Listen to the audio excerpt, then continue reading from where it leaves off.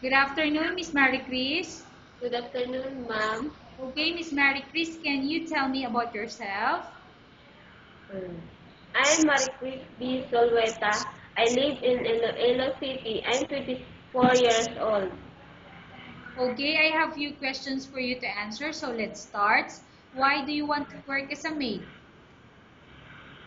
because I earn money and so that I help my family. How, why you choose Malaysia when there is a lot of other country? Because Malaysia is near in the Philippines. How are you qualified for this job? Apply for this job. Become a hardworking person. May I know what is your education level is? I'm a high school graduate. What is your recent experience? My recent experience become a housemaid. Have you worked abroad before? No, ma'am. Do you have experience of taking care of baby? Yes, ma'am. And whose baby you are taking care of? My 2 kids. What about elder people? Do you have experience taking care of them? No, ma'am. But are you willing to take care? Yes, ma'am. Do you have any other special skills? Cleaning, cooking, and washing. Are you willing to learn new skills? Yes, ma'am. Are you willing to work with a family where the mother-in-law or any relatives stay together? Yes, ma'am. Currently, are you still working now? No, ma'am. Do you know how to cook? Yes, ma'am. What sort of food can you cook? Filipino food, Such as? such as minodo, adobo. Are you aware that you will have to do washing, cleaning, ironing, and cooking? Yes, ma'am. From all the house chores, which do you like most? Cleaning, cooking. If ever you were selected to work in Malaysia, who will take care of your kids? My mother. You are not allowed to use handphone during working hours. Yes, ma'am. You are only allowed to use handphone after you finish all the works and when going to bed. Yes, ma'am. You are strictly needed to surrender the handphone to your employer in the morning and your employer will return back to you once you're going to bed. Yes, ma'am. If ever your employer finds out that you're abusing of using your handphone and it's affected your work performance, your employer will confiscate your handphone and you're not allowed to hold it anymore. Instead, your employer will allow you to call to your family 3 times in a month. You're only allowed to bring normal phone and you're not allowed to bring smartphone. Are you agree for the terms and condition? Yes, ma'am. Are you agree to the rules and regulation for the handphone? Yes, ma'am. How many years is the contract as you agreed and understand?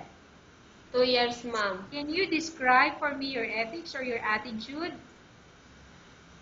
I'm a simple person and hardworking. How can you assure to us that you will work hard in Malaysia? I work hard in Malaysia. I'm a simple person and I'm a hardworking person. Okay, but how can you assure to us that you will work hard in Malaysia?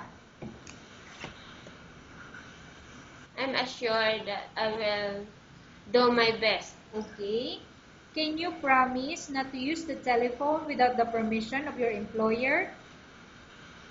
Yes, ma'am. Can you promise not to put on makeup but to dress properly while work?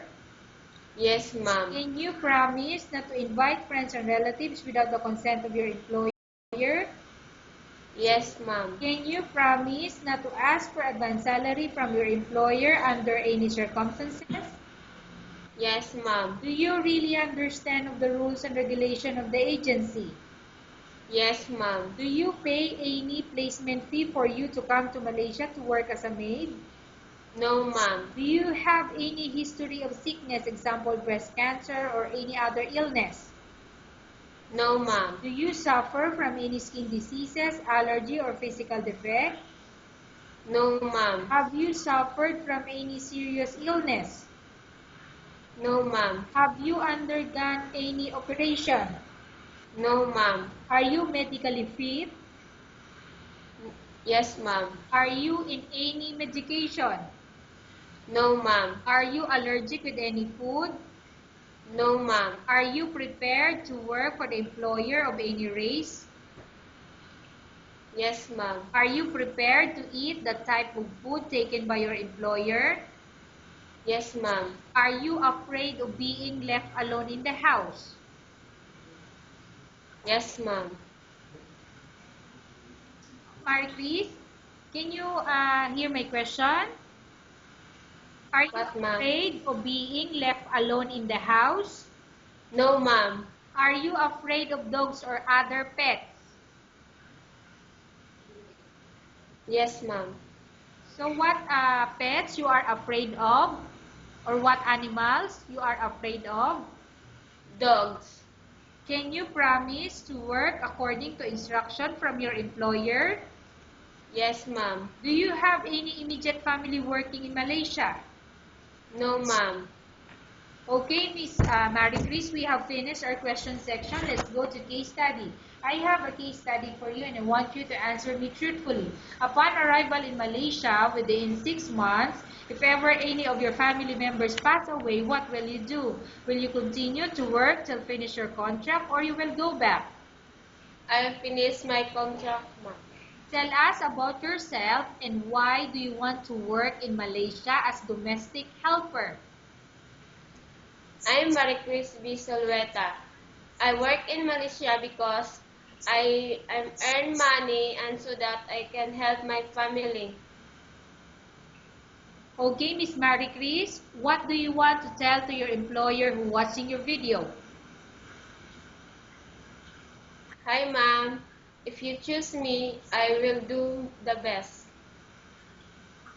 Okay, thank you very much, Miss Marie Chris. We will update to your agency if there's any selection made by the employer. Thank you, ma'am.